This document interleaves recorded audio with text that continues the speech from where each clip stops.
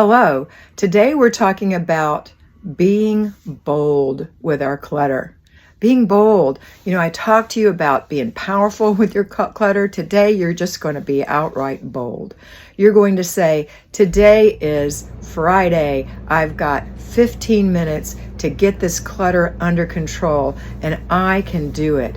I am strong, I am powerful, and I am bold. And so boldly, I'm going to get rid of this clutter.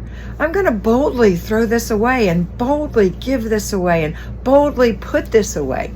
And I know that for you, boldly giving something away is difficult sometimes. Boldly throwing something away is difficult sometimes. But the difficulty is overridden by the joy of having a clean, streamlined, organized home. So today, be bold, be strong, and get rid of your clutter. Have a great day.